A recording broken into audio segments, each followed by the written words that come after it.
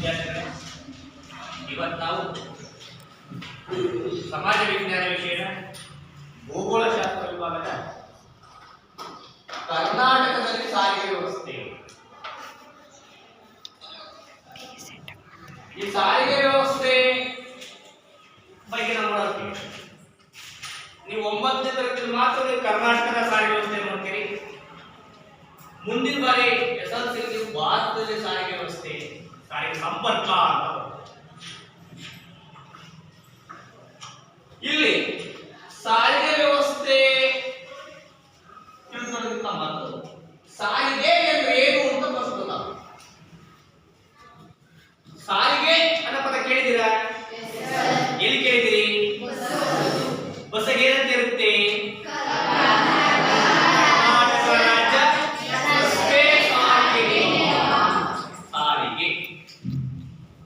Bus. ಬಸ್ಸಿಗೆ ಏನ್ ಸಾಗಿಸ್ತಾರೆ? ಜನರು, ಪ್ರಯಾಣಿಕರನ್ನ. ಎಲ್ಲಿಂದ ಎಲ್ಲಿ ಸಾಗಿಸ್ತಾರೆ?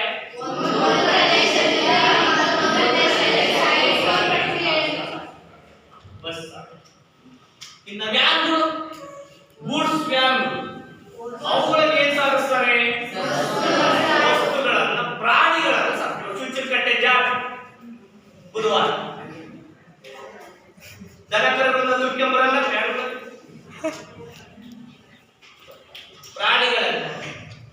ಚುಂಚನಕಟ್ಟೆಯಿಂದ ಎರಡಳಿಗೆ, ಚುಂಚನಕಟ್ಟೆಯಿಂದ ನಮ್ಮ ಚನ್ನಂಗೇರಿಗೆ, ಸಂಗಸೆಟ್ಟರಿಗೆ, ಚಿಕ್ಕಸಂಗೆ, ಹರಿಗಳಿಗೆ, ಕೌಗಳಿಗೆ ಸಾಗಿಸ್ತಾರೆ. ಮತ್ತೆ ಅದೇ ಮೇಲೆ ಇನ್ನೇ ಸಾಗಿಸ್ತಾರೆ, ವಸ್ತುಗಳನ್ನ ಸಾಗಿಸ್ತಾರೆ. ಉದಾಹರಣೆಗೆ ತರಕಾರಿ ಹೊಡಿತೀರಿ, ಎಣ್ಣೆ ಹೊಡಿತೀರಿ, ವೆಜಿಟೇಬಲ್ ವೆಹಿಕಲ್ಸ್ ಅಂತ ಇರೋದು, ಗೂಡ್ಸ್ ಕೂಡ ಇದೆ.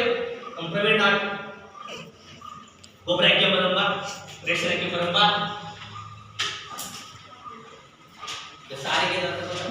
ಸಾರಿಗೆಯಲ್ಲಿ ನಾವು 3 ವಸ್ತುಗಳನ್ನು ನಾವು ಇಲ್ಲಿ ಪ್ರಮುಖವಾಗಿ ಒಂದು ಪ್ರದೇಶದಿಂದ ಮತ್ತೊಂದು ಪ್ರದೇಶಕ್ಕೆ ಸಾಗಿಸ್ತೀವಿ.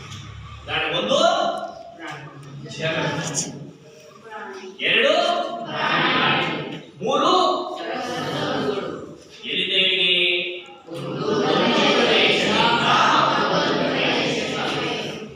ಸಾರಿಗೆ ಅಂದ್ರೆ ಏನು? ಜನರನ್ನ, ಪ್ರಾಣಿಗಳನ್ನ, ಸರಕುಗಳನ್ನ ಒಂದು ಪ್ರದೇಶದಿಂದ ಮತ್ತೊಂದು ಪ್ರದೇಶಕ್ಕೆ ಸಾಗಿಸುವ ಪ್ರಕ್ರಿಯೆಯನ್ನ ಹೇಳ್ತೀವಿ ಸಾರಿಗೆ. ಎಕ್ಸಾಮ್ ಮಾರ್ಕ್ಸ್ ಕೇಳ್ತಿರ್ತಾನೆ, ಸಾರಿಗೆ ಎಂದರೇನು? ಜನರನ್ನು, ಪ್ರಾಣಿಗಳನ್ನು ಮತ್ತು ಸರಕುಗಳನ್ನು ಒಂದು ಪ್ರದೇಶದಿಂದ ಮತ್ತೊಂದು ಪ್ರದೇಶಕ್ಕೆ ಸಾಗಿಸುವ ಪ್ರಕ್ರಿಯೆಯನ್ನ ಹೇಳ್ತಾ ಕರಿತೀವಿ ಸಾರಿಗೆ ಅಂತ ಕರೀತೀವಿ. ಈಗ ಸಾರಿಗೆ ಅರ್ಥ ಗೊತ್ತಾ? ಈ ಸಾರಿಗೆಯಲ್ಲಿ ಏನು ಉಪಯೋಗ ಅಂತ ಬೇಕಲ್ಲ, ಪ್ರಾಮುಖ್ಯತೆ ಏನು ಉಪಯೋಗ ಸಾರಿಗೆಯಿಂದ? ಏನು ಉಪಯೋಗ ಇಲ್ವೇ? ಏನು ಉಪಯೋಗ ಆಗುತ್ತೆ? ಬಸ್ನಿಂದ ಏನು ಉಪಯೋಗ? ಒಂದು ಪ್ರದೇಶದಿಂದ ಇನ್ನೊಂದು ಪ್ರದೇಶಕ್ಕೆ ಜಾತ್ರೆಗೆ ಹೋಗಕ್ಕೆ ಓಡೋಗ್ತೀರಿ. ಈಗ 30ನೇ ತಾರೀಕು ಚುಂಚನಕಟ್ಟೆಗೆ ಜಲಪಾತ ಉತ್ಸವ. ಈಗ ಬಸ್ ಹತ್ಕೊಂಡು ಹೋಗ್ತೀರ? ಹೋಗಲ್ಲ. ಆಧಾರ್ ಕಾರ್ಡ್ ಗುರ್ರ ಅಂತ ಹೋಗ್ಬಿಟ್ಟ, ನೀವು ದುಡ್ಡು ಕೊಟ್ಟು ಹೋಗ್ಬಿಡ್ತೀವಿ. ಒಂದು ಪ್ರದೇಶದಿಂದ ಚನ್ನಂಗಿರದ ಚುಂಚನಕಟ್ಟೆಗೆ ಹೋಗಕ್ಕೆ ಅನುಕೂಲ ಒಂದು. ಆಮೇಲೆ ಇನ್ನೇನು ಅನುಕೂಲ? ನೀವು ಒಬ್ರು ಹೋಗಿ ಮಾತ್ರ ಅನುಕೂಲ ಆಗ. ಆಮೇಲೆ ಆಸ್ಪತ್ರೆಗೆ ಹೋಗಕ್ಕೆ, ಸ್ಕೂಲ್ಗೆ ಹೋಗಕ್ಕೆ, ಆಫೀಸ್ಗೆ ಹೋಗಕ್ಕೆ, ನಿಮ್ಮ ವೃತ್ತಿಪರ ಉದ್ಯೋಗಗಳನ್ನ ಮಾಡಕ್ಕೆ. ನೀವು ವಿದ್ಯಾರ್ಥಿಗಳಿಗೆ ಶಾಲೆಗೆ ಬರ್ಬೇಕು ಅಂದ್ರೆ ಬಸ್ನಾಗ ಬರ್ತೀರಿ, ಬಸ್ನಾಗ ಹೋಗ್ತೀರಿ. ನಾವು ಕೇರಳದಿಂದ ಬಸ್ನಾಗ ಬರ್ತೀವಿ ಅಥವಾ ಬಸ್ನಾಗ ಹೋಗ್ತೀವಿ ಅಥವಾ ವೆಹಿಕಲ್ ಬರ್ತೀವಿ. ಸಾರಿಗೆ ನಮ್ಮ ರೇಷನ್ ತಂದಾಕತ್ತೆ, ಬಿಸ್ಕೂಟ್ಗೆ ಬೇಕಾಗಿರ್ತಕ್ಕಂಥ ಅಕ್ಕಿ, ಗೋಧಿ ಎಲ್ಲ ತಂದಾಕ್ತಾರೆ. ಲಾರಿ ಬರುತ್ತೆ, ಹಾಲಿನ ಪೌಡರ್ ಲಾರಿ ಬರುತ್ತೆ. ಉತ್ಪಾದನೆಯಿಂದ ಉತ್ಪಾದಕರ ಕಡೆಗೆ ಸಾಗಿಸ್ತಕ್ಕಂಥ ಒಂದು ವ್ಯವಸ್ಥೆ. ಆಮೇಲೆ ವಸ್ತುಗಳನ್ನ ಒಂದು ಪ್ಲೇಸ್ ಮತ್ತೊಂದು ಪ್ಲೇಸ್. ಎಕ್ಸಾಂಪಲ್ ಹೊಗೆ ಸೊಪ್ಪು ಸಕ್ಕತ್ತ ಬೆಳಿತೀವಿ, ಇಲ್ಲ ಪ್ಯಾಕ್ ಮಾಡಿ ಮನೆಗೆ ಇಟ್ಕೊಂಡ್ಬಿಟ್ರೆ ಇಲ್ಲೇ ಬರ್ತಾ ಅಂತಾರ. ಅವೆಲ್ಲಿ ತಗೊಂಡೋಗ್ಬೇಕು? ಮಾರುಕಟ್ಟೆಗೆ ತಗೊಂಡ್ಬೇಕು. ಮಾರುಕಟ್ಟೆ ತಗೊಂಡೋಗ್ತಾರೆ ಏನ್ ಬೇಕು? ಆಟೋ ಬೇಕು, ವ್ಯಾನ್ ಬೇಕು, ಸಾರಿಗೆ ಬೇಕಾ? ಅಂದ್ರೆ ಕಚ್ಚಾ ವಸ್ತುಗಳನ್ನ ಮಾರುಕಟ್ಟೆಗೆ ಸಿದ್ಧ ವಸ್ತುಗಳನ್ನ ನೀವು ಕೇಂದ್ರಕ್ಕೆ ಏನೋ ತಗೊಂಡಿರ್ತೀರಿ, ಅದ್ರಲ್ಲಿ ತರಬೇಕು ಅಂದ್ರೆ ಫ್ರಿಡ್ಜ್ ತಗೊಂಡಿರ್ತೀರಿ, ಟಿವಿ ತಗೊಂಡಿರ್ತೀರಿ, ಏನೋ ತಗೊಂಡಿಲ್ಲಿ ಬರಬೇಕು ಅಂದ್ರೆ ವೆಹಿಕಲ್ ಬೇಕಾ? ಸಿದ್ಧ ವಸ್ತುಗಳನ್ನ ನಿಮ್ಮ ಮನೆಗೆ ತರಕ್ಕೆ ಅಥವಾ ಸಿದ್ಧ ವಸ್ತುಗಳನ್ನ ಮಾರುಕಟ್ಟೆಗೆ ತಗೊಂಡೋಗಕ್ಕೆ, ಕಾರ್ಖಾನೆಗೆ ಕಬ್ಬು ಸಾಗಿಸ್ತಾ ಇದ್ದೀವಿ ಚುಂಚುಕಟ್ಟೆ ಫ್ಯಾಕ್ಟರಿಗೆ, ಲಾರಿ ಹೊಡಿತಾ ಇತ್ತು. ಅದೇ ಚುಂಚುಕಟ್ಟೆ ಫ್ಯಾಕ್ಟರಿಯಿಂದ ಸಕ್ಕರೆಯನ್ನು ನಾವು ಮಾರ್ಕೆಟ್ ಹೊಡಿತಾ ಇತ್ತು. ಅಂದ್ರೆ ಕಬ್ಬಿನ ಗದ್ದೆಯಿಂದ ಕಬ್ಬನ್ನ ಕಾರ್ಖಾನೆ ಸಾಗಿಸಕ್ಕೆ ಸಾರಿಗೆ ಬೇಕು, ಕಚ್ಚಾ ವಸ್ತುವನ್ನು ಸಾಗಿಸಕ್ಕೆ ಸಾರಿಗೆ ಬೇಕು. ಕಾರ್ಖಾನೆಗೆ ಸಿದ್ಧವಾದ ಸಿದ್ಧ ವಸ್ತುವನ್ನ ಮಾರುಕಟ್ಟೆಗೆ ಸಾಗಿಸಕ್ಕೆ ಸಾರಿಗೆ ಬೇಕು. ಹೌದಲ್ಲ? ಹೀಗೆ ಪ್ರತಿಯೊಂದು ಕ್ಷೇತ್ರದಲ್ಲಿಯೂ ಕೂಡ ನಮ್ಮ ಸಾರಿಗೆ ಕೈ ಹಾಕಿರೋದ್ರಿಂದ ರಾಷ್ಟ್ರದ ಅಭಿವೃದ್ಧಿ ಯಾವುದನ್ನು ಅವಲಂಬಿಸಿರುತ್ತೇವೆ? ಸಾರಿಗೆಯನ್ನು. ಯಾವ ಸಾರಿಗೆನಾರಾಗಲಿ, ಆಗಲಿ ವಿಧುಗಳಾಗಲಿ, ಅದು ರಸ್ತೆ ಸಾರಿಗೆನಾರಾಗಿರಲಿ, ರೈಲು ಸಾರಿಗೆನಾರಾಗಿರಲಿ, ಜಲ ಸಾರಿಗೆನಾರಾಗಿರಲಿ, ವಾಯು ಸಾರಿಗೆನಾರಾಗಿರಲಿ, ಸಾರಿಗೆ ಅಂದ್ರೆ ನಮ್ಮ ದೇಶಕ್ಕೆ ಹೆಂಗಿರೋ ನಮ್ಮ ದೇಹ ಚೆನ್ನಾಗಿರ್ಬೇಕು ಅಂತಂದ್ರೆ ನರನಾಡಿಗಳು ಏನ್ ಕೆಲಸ ಮಾಡಿ ಚೆನ್ನಾಗಿರುತ್ತೋ ಹಂಗೆ ಒಂದು ದೇಶ ಅಭಿವೃದ್ಧಿ ಆಗಬೇಕು ಅಂದ್ರೆ ನಮ್ಮ ನರಗುಡೆ ಕಬ್ಬಿದೋ ಹಂಗೆ ದೇಶದ ಮೇಲೆ ಏನಿದ್ದಾವೇನ್ರಿ? ರಸ್ತೆಗಳು ಹೋಗಿದ್ದು. ಹಾಗಾಗಿ ದೇಶ ಅಭಿವೃದ್ಧಿ ಆಗಬೇಕು ಅಂದ್ರೆ ಸಾರಿಗೆ ಏನಾಗಬೇಕು ಹೇಳ್ರಿ? ಅಭಿವೃದ್ಧಿ. ಗೊತ್ತಾಯ್ತೀಗ ಸಾರಿಗೆ ಪ್ರಾಮುಖ್ಯತೆ? ಸಾರಿಗೆಯ ವಿಧಗಳು ನೋಡಿ, ನಾ ಮಾತಾಡ್ತೇನೆ ಬರೀ ಸಾರಿಗೆ, ಆಮೇಲೆ ಭೂ ಸಾರಿಗೆ ವಿಧಗಳು ಕನ್ಫ್ಯೂಸ್ ಮಾಡ್ಕೋಬಾರ್ದು. ಸಾರಿಗೆಯ ವಿಧಗಳು ಅಂತ ಕೇಳಿದ್ರೆ ಸಾರಿಗೆಯಲ್ಲಿ 3 ವಿಧ. ಒಂದು ಭೂ ಸಾರಿಗೆ, ಜಲ ಸಾರಿಗೆ, ವಾಯು ಸಾರಿಗೆ. ಕ್ಲಿಯರ್ ಅರ್ಥ ಮಾಡ್ಬೇಕು. ಸಾರಿಗೆಯ ವಿಧಗಳು ನೆಕ್ಸ್ಟ್ ಅದರ ವಿಧಗಳು ಬರ್ತಾವೆ, ಹಂಗ ಕನ್ಫ್ಯೂಸ್ ಮಾಡ್ಕೋಬೇಡ್ರಿ. ಈಗ ನಾವು ಮಾತಾಡ್ತಾ ಇರೋದು ಸಾರಿಗೆಯ ವಿಧಗಳು. ಸಾರಿಗೆಯಲ್ಲಿ ಎಷ್ಟು ವಿಧ? 3 ವಿಧ. ಒಂದು ಭೂ ಸಾರಿಗೆ, ಎರಡನೇದು ಜಲ ಸಾರಿಗೆ, ಮೂರನೇದು ವಾಯು ಸಾರಿಗೆ. ಭೂ ಸಾರಿಗೆ ಅಂತ ಹೇಳ್ರಿ, ಭೂಮಿಯ ಮೇಲೆ ನಡೆಯುವ ಸಾರಿಗೆ ಅಂತ. ಭೂಮಿ ಮೇಲೆ ನಡಿಬೇಕು, ಭೂಮಿಯ ಮೇಲೆ ನಡೆಯುವ ಸಾರಿಗೆಯನ್ನ ಭೂ ಸಾರಿಗೆ ಅಂತ ಹೇಳ್ಬೇಕು. ಜಲ ಸಾರಿಗೆ ಅಂದ್ರೆ ಜಲ ಅಂದ್ರೆ ಗೊತ್ತು, ನೀರು, ನೀರಿನ ಮೇಲೆ ನಡೆಯುವ ಸಾರಿಗೆ ಅಂತ ಜಲ ಸಾರಿಗೆ. ವಾಯು ಸಾರಿಗೆ ಅಂದ್ರೆ ಗೊತ್ತು, ಗಾಳಿ. ವಾಯು ಅಂದ್ರೆ ಗಾಳಿ, ಗಾಳಿಯಲ್ಲಿ ನಡೀತಕ್ಕಂಥ ಸಾರಿಗೆ ಅದನ್ನ ಏನಂತ ಕರಿತೀವಿ? ವಾಯು ಸಾರಿಗೆ. ಇವು ಯಾವ್ದು ವಿಧಗಳು ಹೇಳಿದ್ವು? ಸಾರಿಗೆಯ ವಿಧಗಳು. ಕನ್ಫ್ಯೂಸ್ ಮಾಡ್ಕೋಬಾರ್ದು. ಒಂದು ಸಾರಿಗೆಯಲ್ಲಿ ಎಷ್ಟು ವಿಧ? 3 ವಿಧ. ಒಂದು ಭೂ ಸಾರಿಗೆ, ಜಲ ಸಾರಿಗೆ, ವಾಯು ಸಾರಿಗೆ.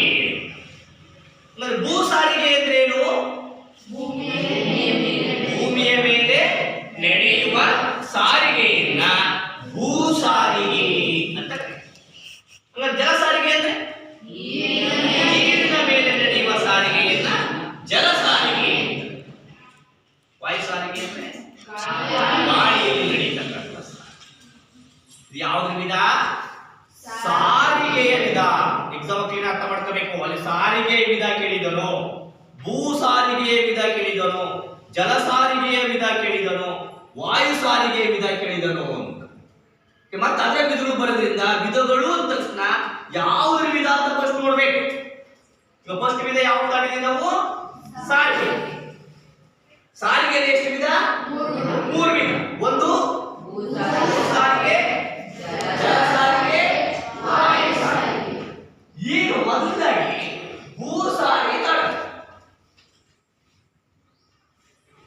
ಭೂ ಸಾರಿಗೆ ಅಂದ್ರೆ ಏನು ಅರ್ಥ? ಭೂಮಿಯ ಮೇಲೆ ನಡೆಯುವ ಸಾರಿಗೆಯನ್ನು ಭೂ ಸಾರಿಗೆ ಅಂತ ಕರೀತಾರೆ. ಭೂಮಿ ಮೇಲೆ, ಈ ಭೂಮಿ ಮೇಲೆ ನಡೀತಕ್ಕಂಥ ಸಾರಿಗೆಯಲ್ಲಿ ಎಷ್ಟು ವಿಧ ಇರೋಪ್ಪ ಅಂದ್ರೆ ಮೂರು ವಿಧ. ಭೂ ಸಾರಿಗೆಯಲ್ಲಿ ನೋಡ್ರಿ ಅರ್ಥ ಮಾಡ್ಕೊಂಡ್ರೆ ಈ ಸಾರಿಗೆ ವಿಧಗಳು ಬೇರೆ. ಈಗ ನಾವು ಮಾತಾಡ್ತಿರೋದು ಯಾವ ವಿಧ? ಭೂ ಸಾರಿಗೆ ವಿಧ. ಭೂ ಸಾರಿಗೆಯಲ್ಲಿ ಎಷ್ಟು ವಿಧ? ಮೂರು ವಿಧ.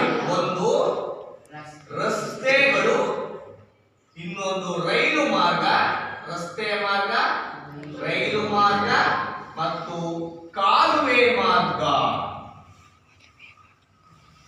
ಇದನ್ನ ಮಾಡ್ಕೋಬೇಕು. ಇವು ಭೂಮಿ ಮೇಲೆ ನಡೀತಾ ಮೂರುವೆ. ಒಂದ್ಯಾವುದು?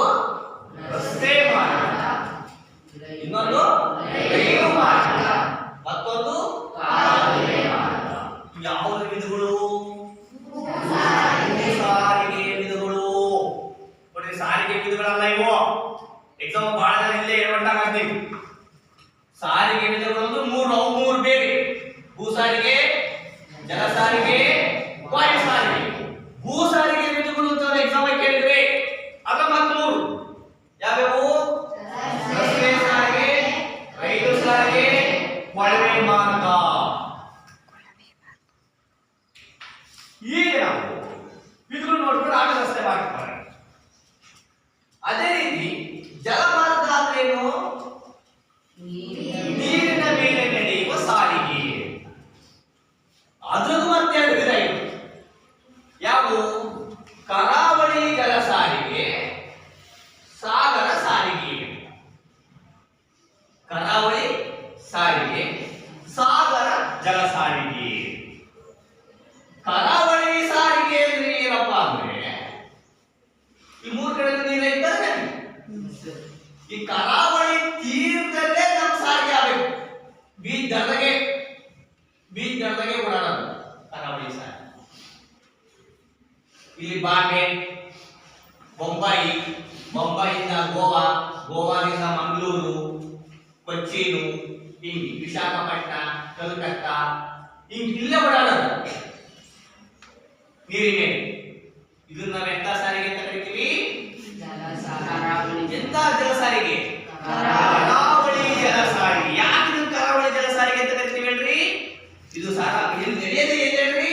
ಕರಾವಳಿ ತೀರ. ಕರಾವಳಿ ತೀರ ಅಂತ ಯಾವ್ದು ಕರಿತೀವಿ ಹೇಳ್ರಿ? ಸಮುದ್ರದ ತೀರ. ಸಮುದ್ರದ ತೀರವನ್ನು ಏನಂತ ಕರಿತೀವಿ? ಕರಾವಳಿ ತೀರ ಅಂತ ಕರಿತೀವಿ. ಆ ಕರಾವಳಿಯಲ್ಲಿ ಜಲ ಸಾರಿಗೆ ನಡೀತಾ ಹೋಗುತ್ತೆ. ಈ ಮೀನುಗಾರರಲ್ರ ಇಲ್ಲಿಂದ ಇಲ್ಲಿ ತರ ಓಡಾಡೋದು, ಅತಿ ದೂರಕ್ಕೆ ಹೋಗ್ತಾರೆ, ದೇಶಕ್ಕೆ ಹೋಗ್ತಾರ ಅವರು? ಇಲ್ಲ, ಇಲ್ಲೇ ಸ್ವಲ್ಪ ದೂರ ಹೋಗೋದು, ಮೀನು ಹಿಡ್ಕೊಳ್ಳೋದು, ಮತ್ತೆ ಕರಾವಳಿಗೆ ಬರ್ತಾರೆ. ಅಥವಾ ಭಾರವಾದ ಹಡಗುಗಳು ಬಂದವು, ಇನ್ನೊಂದು ಹಡಗು ಇಲ್ಲಿ, ಇನ್ನೊಂದು ಬಂದ್ರಿಗೆ ಬರಕ್ಕಾಗಲ್ಲ, ಅಲ್ಲಿಂದ ಅಲ್ಲಿ ಹಡಗುಗಳು ಆಡೋದು ಅಂತ ಹೇಳ್ತಿರೋದು. ಕಲ್ಕತ್ತಾ ಬಂದರಿಗೆ ದೊಡ್ಡ ಹಡಗುಗಳು ಬರಲ್ಲ, ಹೂಳು ಸಮಸ್ಯೆ ಇದೆ, ತಲೆಮರ್ಜನ ಮಾಡಿಸ್ಕೊಡ್ತೀವಿ. ಹಂಗೆ ಇದು ಕರಾವಳಿ ತೀರದಲ್ಲಿ ನಡೀತಕ್ಕಂಥ ಸಾರಿಗೆ. ಅದೇ ಇನ್ನೊಂದು ಸಾಗರ ಸಾರಿಗೆ ಅಥವಾ ಸಮುದ್ರ ಸಾರಿಗೆ. ಅಂದ್ರೆ ಒಂದು ದೇಶದಿಂದ ಮತ್ತೊಂದು ದೇಶಕ್ಕೆ ಸಮುದ್ರದ ಮೇಲೆ ಹೋಗುದು. ಯುರೋಪಿಯನ್ ಸಮುದ್ರದ ಹತ್ರ ಬಂದದ್ದು ಹೌದಲ್ವೇ? ಪೋರ್ಚುಗಲ್ನಿಂದ ಬಂದ್ರು, ಫ್ರಾನ್ಸ್ನಿಂದ ಬಂದ್ರು, ಐಲ್ಯಾಂಡ್ನಿಂದ ಬಂದ್ರು, ಬ್ರಿಟನ್ನಿಂದ ಬಂದ್ರು ಅಲ್ವೇಂದ್ರ? ಅವರೆಲ್ಲ ಯಾರ ಮೇಲೆ ಬಂದ್ರೆ ಜಲ ಸಾರಿಗೆ ಬರುತ್ತೆ. ವಾಸ್ಕೋಡಿಗಾಮ ಭಾರತಕ್ಕೆ ಹೊಸ ಜಲಮಾರ್ಗ ಕಂಡುಹಿಡಿದನು ಅಲ್ವೇಂದ್ರ? ಅವರೆಲ್ಲ ನೋಡಿ, ಪೋರ್ಚುಗಲ್ ಯುರೋಪ್ ದೇಶ, ನಮ್ಮ ಭಾರತ ದೇಶ. ಅಂದ್ರೆ ಸಮುದ್ರ ಸಾರಿಗೆ ಯಾವ್ಯಾವ ಸಂಪರ್ಕ ಕಲ್ಪಿಸಿಕೊಡುತ್ತೆ ಹೇಳೋದು? ಒಂದು ದೇಶದಿಂದ ಮತ್ತೊಂದು ದೇಶಕ್ಕೆ ಸಂಪರ್ಕವನ್ನು ಕಲ್ಪಿಸಿಕೊಡುತ್ತೆ ಸಮುದ್ರದ ಮೇಲೆ. ಇದನ್ನ ನಾವೆಂತ ಜಲ ಸಾರಿಗೆ ಅಂತ ಕರಿತೀವಿ? ಸಾಗರ ಜಲ ಸಾರಿಗೆ ಅಂತ ಕರೀತಾರೆ. ಅಂತಾರಾಷ್ಟ್ರೀಯ ಜಲ ಸಾರಿಗೆ ಅಂತಲೂ ಕರೀತೀವಿ. ಅಂದ್ರೆ ಒಂದು ರಾಷ್ಟ್ರದಿಂದ ಮತ್ತೊಂದು ರಾಷ್ಟ್ರಕ್ಕೆ ಹೋಗ್ತಾರೆ. ಅದೇ ರೀತಿ ಸಾರಿಗೆ ಮೂರನೇ ವಿಧ ಯಾವುದು? ವಾಯು ಸಾರಿಗೆ. ವಿಮಾನ ಕೇಳಿದ್ದೀರಾ?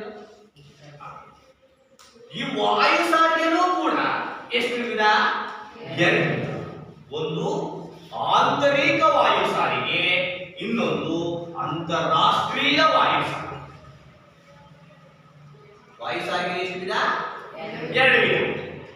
ಕನ್ಫ್ಯೂಸ್ ಮಾಡ್ಕೋಬಾರ್ದು. ಭೂ ಸಾರಿಗೆಯಲ್ಲಿ ಮೂರು ವಿಧ: ರಸ್ತೆ ಸಾರಿಗೆ, ರೈಲು ಸಾರಿಗೆ, ಕೊಳವೆ ಮಾರ್ಗ. ಭೂಮಾರ್ಗ. ಜಲಮಾರ್ಗದಲ್ಲಿ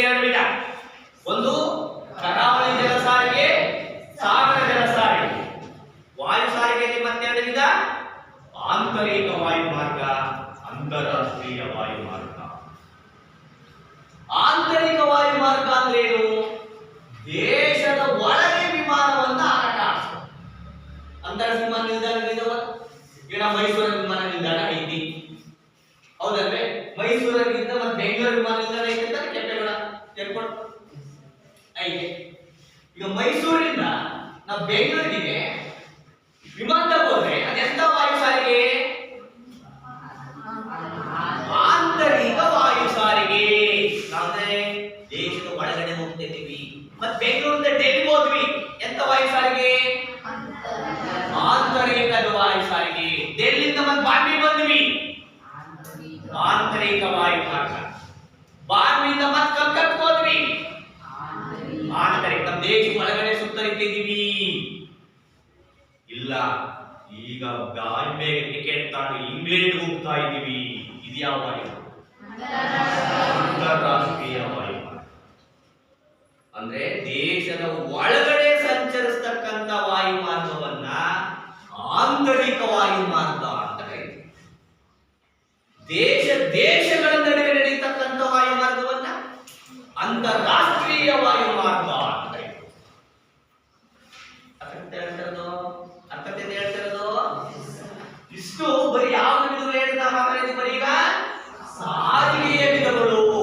ಇಷ್ಟರ ಮಟ್ಟಿಗೆ ಈಗ ಸಾರಿಗೆ ಅಂದ್ರೇನು, ಸಾರಿಗೆಯ ಪ್ರಾಮುಖ್ಯತೆ ಏನು, ಸಾರಿಗೆಯ ವಿಧಗಳು ಯಾವ್ಯಾವು, ಅದ್ರಾಗೆ ಭೂ ಸಾರಿಗೆ ಅಂದ್ರೇನು, ಜಲ ಸಾರಿಗೆ ಅಂದ್ರೇನು, ವಾಯು ಸಾರಿಗೆ ಅಂದ್ರೇನು, ಮತ್ತು ಭೂ ಸಾರಿಗೆಯ ವಿಧಗಳು ಯಾವ್ಯಾವು, ಜಲ ಸಾರಿಗೆಯ ವಿಧಗಳು ಯಾವ್ಯಾವು, ವಾಯು ಸಾರಿಗೆಯ ವಿಧಗಳು ಯಾವ್ಯಾವು ಅಂತ ಗೊತ್ತಾಗ. ಈಗ ಒಬ್ಬೊಬ್ಬರೇ ಅದು ಉತ್ತರ ಇಡಬೇಕು. ಸಾರಿಗೆ ಅಂದ್ರೆ ಏನು? ಉತ್ತರ ಹೇಳೋರು ಆಂಗ್ಲೈಸ್ ಮಾಡಬೇಕು. ಇಲ್ಲಿಗೆ ಬಂದಿಡಬೇಕು, ಅಲ್ಲಿಂದ ಹೇಳಿ ಉತ್ತರ ಕಾಣಿಸುತ್ತೆ ಅಂತ ನಮಗೆ ಕೊಟ್ಟು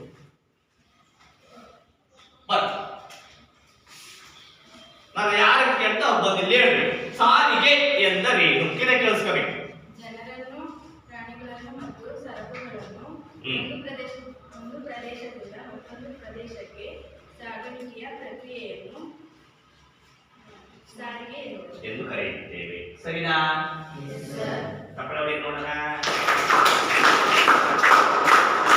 ಬಹಳ ಸುಲಭ ಕಂಡ್ರೆ ಮೂರು ಸಾಗಿಸ್ತೇವೆ: ಜನ, ಪ್ರಾಣಿ, ಸಾಕು. ಎಲ್ಲಿಂದ ಎಲ್ಲಿ ಸಾಗಿಸ್ತೀವಿ? ಒಂದು ಪ್ರದೇಶದಿಂದ ಮತ್ತೊಂದು ಪ್ರದೇಶದಿಂದ ಸಾಗಿಸೋದನ್ನ ನಾವು ಏನಂತ ಕರಿತೀವಿ? ಸಾರಿಗೆ ಅಂತ ಕರಿತೀವಿ. ಈಗ ಅದನ್ನ ಒಂದು ಲೈನ್ ಮಾಡಿ ಬರಲ್ಲ. ಜನರನ್ನು, ಪ್ರಾಣಿಗಳನ್ನು ಮತ್ತು ಸರಕುಗಳನ್ನು ಒಂದು ಪ್ರದೇಶದಿಂದ ಮತ್ತೊಂದು ಪ್ರದೇಶಕ್ಕೆ ಸಾಗಿಸುವ ಪ್ರಕ್ರಿಯೆಯೇ ಸಾರಿಗೆ. ಎಕ್ಸಾಮ್ ಕೇಳ್ತಿರ್ತಾರೆ ಸಾರಿಗೆ ಎಂದರೇನು, ನಾಳೆ ಹೋಮ್ವರ್ಕಿಗೆ ಸಾರಿಗೆ ಎಂದರೇನು ಪ್ರಶ್ನೆ. ನೆಕ್ಸ್ಟ್ ಎರಡನೇ, ಸಾರಿಗೆಯಿಂದ ಆಗ್ತಕ್ಕಂಥ ಉಪಯೋಗಗಳು ಯಾವ್ಯಾವು? ಒಂದೊಂದು ಹೇಳಿ ಸಾಕು. ಒಬ್ಬೊಬ್ಬ ಸಾರಿಗೆ ಉಪಯೋಗಗಳು ಯಾರು ಹೇಳ್ತೀರಿ? ಸಾರಿಗೆ ಉಪಯೋಗ, ಪ್ರಯೋಜನ, ಪ್ರಾಮುಖ್ಯತೆ ಯಾರು ಹೇಳ್ತೀರಿ? ಬರೆಯ. ಈ ಕಡೆ ಗಂಡು ಮಕ್ಕಳು ಒಂದೊಂದು ಪಾಯಿಂಟ್. ಒಂದು ಪ್ರದೇಶದಿಂದ ಇನ್ನೊಂದು ಪ್ರದೇಶಕ್ಕೆ ಜನರು ಹೋಗಲು ಸೌಲಭ್ಯವನ್ನು ಒದಗಿಸಿಕೊಡುತ್ತೆ. Very good. ನೆಕ್ಸ್ಟ್ ಎರಡನೇ ಪಾಯಿಂಟ್ ಯಾರು ಹೇಳ್ತೀರಿ? ಎರಡನೇ ಪಾಯಿಂಟ್ ಹೋಗೋದು. ಯಾರು ಹೋಗಲು?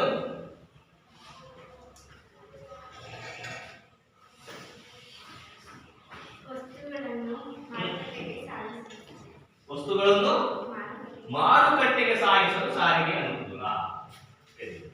ಆಮೇಲೆ ಮಾರ್ಕೆಟ್. ಈಗ ಮಾರುಕಟ್ಟೆಯಿಂದ ಮತ್ತೆ ಟೌನ್ಗೆ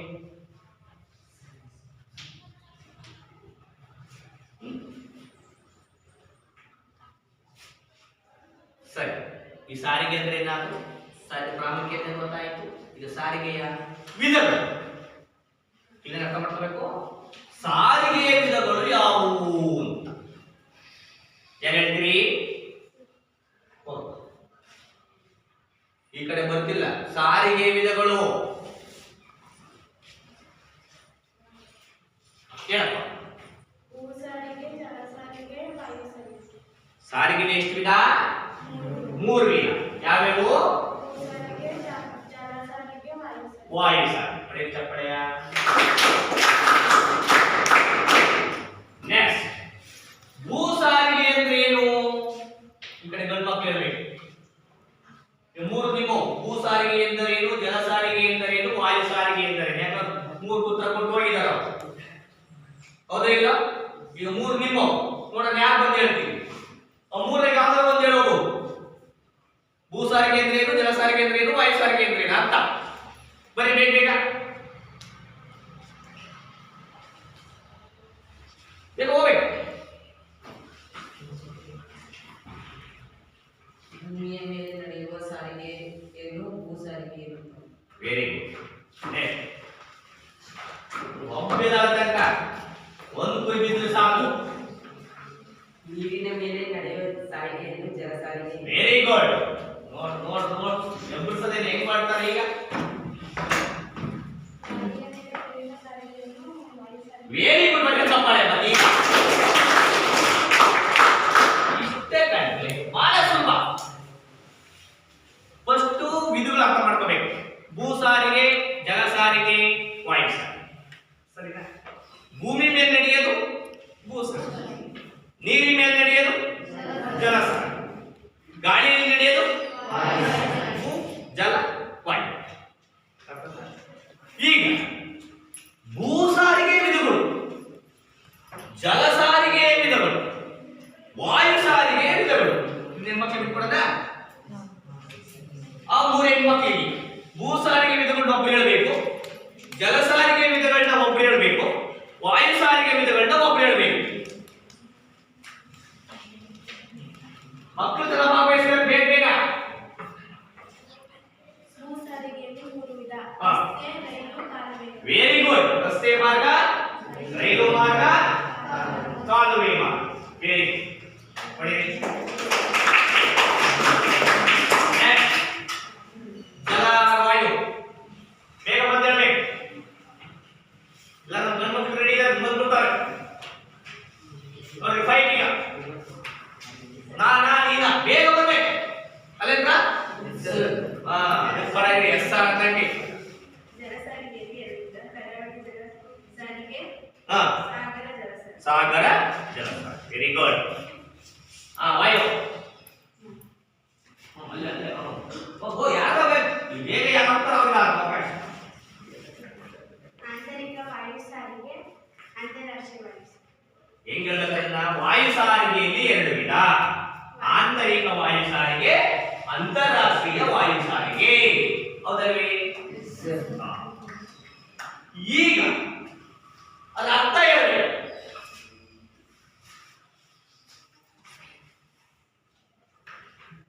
ಅರ್ಥಕ್ಕೆ ಹೋಗಿಲ್ಲ. ಈಗ ರಸ್ತೆ ಮಾರ್ಗ, ಭೂ ಮಾರ್ಗ ನೋಡ್ಕೊಂಡು ಈಗ ರಸ್ತೆ ಮಾರ್ಗ.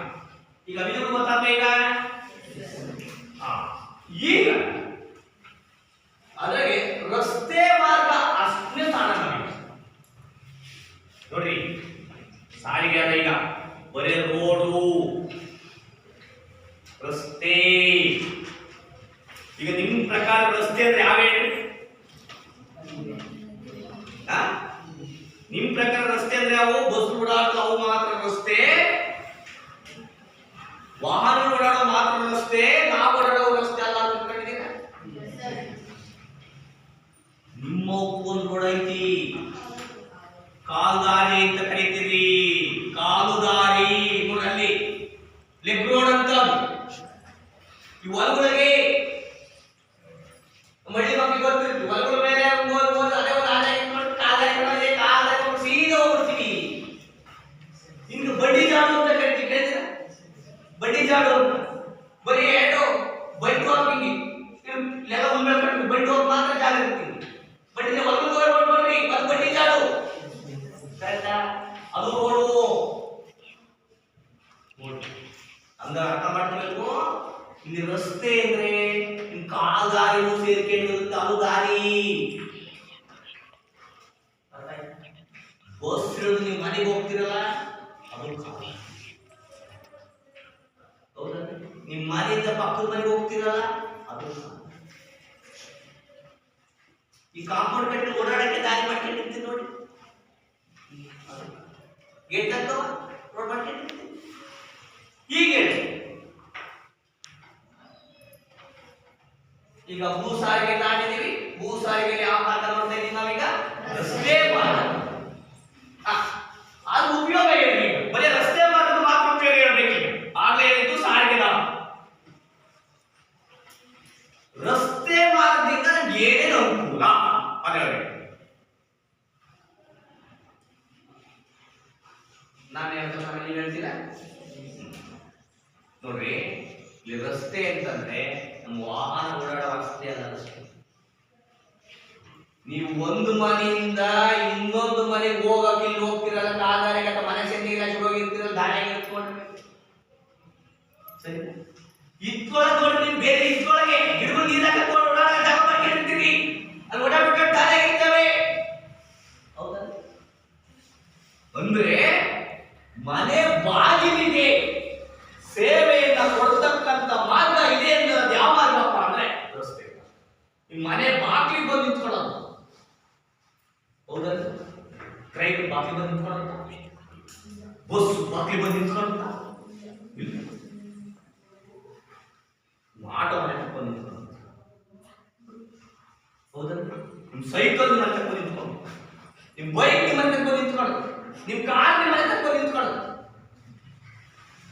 ಹೌದಲ್ಲ? ಅಂದ್ರೆ ಮನೆ ಬಾಗಿಲಿಗೆ ಈ ಸಾರಿಗೆಯ ಸೌಲಭ್ಯವನ್ನು ಕೊಡ್ತಕ್ಕಂಥದ್ದು ಯಾವ ಸಾರಿಗೆಯಪ್ಪ ಅಂದ್ರೆ ರಸ್ತೆ ಸಾರಿಗೆ. ಅವೆರಡು ಕೈ ಇರುವಾಗ ಯಾರೆರಡು ಕೈಲಿ? ರೈಲು ಸಾರಿಗೆ ಇರುವಾಗಲ್ಲ.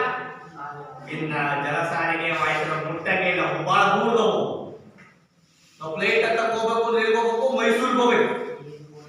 ರೈಲ್ ಅಂತ ಹೋಗ್ಬೇಕು ಅಂದ್ರೆ ಕೇರಳಕ್ಕೆ ಹೋಗ್ಬೇಕು. ಹೌದಲ್ಲ? ನಿಮ್ಮ ಮನೆ ಮುಂದೆ ಹತ್ತಿರ ಯಾವ್ದು? ಸೈಕಲ್, ಹೌದಲ್ಲ? ರಸ್ತೆ ರಸ್ತೆ. ಹಂಗಾಗಿ ಪ್ರಾಚೀನ ಕಾಲದಿಂದಲೂ ಕೂಡ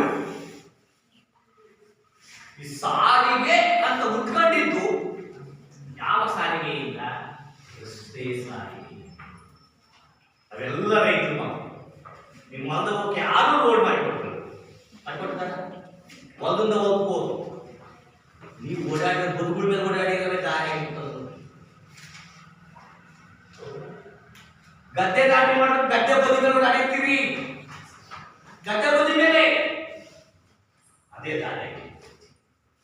ಗೊಬ್ಬರ ಕೊಡಕ್ಕೆ, ಸಸಿ ಕೊಡಕ್ಕೆ ಓಡಾಡಿ ಕಾಲ್ದಾರಿ. ಅಂದ್ರೆ ರಸ್ತೆ ಮಾರ್ಗದ ಇತಿಹಾಸ ಯಾವ ದಾರಿ ನಡೆಯೋದು? ಕಾಲ್ದಾರಿಯಿಂದ. ಆಮೇಲೆ ಇವೆಲ್ಲ ಉಟ್ಕೊಂಡದ್ದು ಒಂದ್ ದಾರಿ. ಇದು ಒಂದ್ ದಾರಿ. ನಾನು ಇಷ್ಟೇ ತಾನೆ ಇದು ಒಂದಡಿ. ನೀವು ಬುಟ್ ರೋಡ್ ಎಷ್ಟಿರುತ್ತೆ? ಒಂದೇ ಅಡಿ. ಮಗಳ ನೋಡಿ ನೀವು ಓಡಾಡಿ ಓಡಾಡಿ ಓಡಾಡಿರುತ್ತೆ ಅಂದ್ರೆ ಒಂದಡಿ. ಆಮೇಲೆ ಬೆಳವಣಿಗೆ ಗಾಡಿ ಹೊಡ್ಕೊಂಡು ಹೋದ್ರಿ, ಬಂಡಿ ಜಾಡು ಎರಡು ದಾರಿ. ಈ ಕಡೆ ಒಂದೊಂದು ದಾರಿ. ಬಂಡಿ ಆ ಕಡೆ ಹೋಗ್ತಾರೆ, ಸೈಕಲ್ ಹೋಗ್ತಾರೆ, ಈ ಕಡೆ ಹೋಗ್ತಾರೆ, ಈ ಕಡೆ ಹೋಗ್ತಾರೆ. ಸರಿ ಅಲ್ವೇ? ಇವೆರಡು ಕೂಡ್ಸೋದು ಯಾವ್ದು ಹೇಳ್ರಿ? ರಸ್ತೆ. ಅವಾಗ ಸೈಕಲ್ ಹೋಗುತ್ತೆ, ಬಸ್ ಹೋಗುತ್ತೆ, ಆಟೋ ಹೋಗುತ್ತೆ. ನೀವೇ ರೋಡ್ ಮಾಡೋದು. ನಿಮ್ ಕಾಲದವಲ್ಲ ರೋಲರ್ ಗೈ. ಹೌದಿಲ್ಲ? ನೀವೆಲ್ಲಿ ಹೋಗ್ತೀರ ಅದೇ ದಾರಿ. ಆನೆ ನಡೆದೇ ದಾರಿ ಇಂತಾರಲ್ಲ ನೀವು ಅಂತ. ಇವೆಲ್ಲ ಓಡಾಡಿದ್ರೆ ಕಾಲದಾಗ ಹಂಗೆ ಆಗಿರೋದು. ನೀವು ಓಡಾಡ್ತಾ ಹುಲ್ಗರಿಕೆ ಹುಡ್ತಾವ ಹುಟ್ಟಾಗ ವಿಷ್ಕಂಟ್ರು. ನೀವೆಲ್ಲ ವಿಷಪಾದರು ಅಂತ ಕರಿಬೇಕು. ನಾವೀಗ ಪಾದಕ ವಿಷಯಕ್ಕೆ ಓಡಾಡ್ತಿದ್ದೀವಿ. ನೀವು ಕಾಲಿದ್ದಾವ ಹುಲ್ಲು ಬೆಳೆ ಗ್ರೌಂಡ್ ನೋಡ್ರಿ. ನೀವು ಆಟ ಆಡೋದು ಬಾಸ್ಕೆಟ್ ಕೊಟ್ಟು ನೋಡ್ರಿ, ವಾಲಿಬಾಲ್ ಕೊಟ್ಟು ನೋಡ್ರಿ, ಖೋ ಖೋ ಕೊಟ್ಟು ನೋಡ್ರಿ, ಅಲ್ಲೆಲ್ಲ ಒಂದು ಬೆಳೆಯುತ್ತ ಬೆಳೆ ಬಿಡಲ್ಲ ನೀವು. ಹೌದಲ್ಲೇನ್ರ?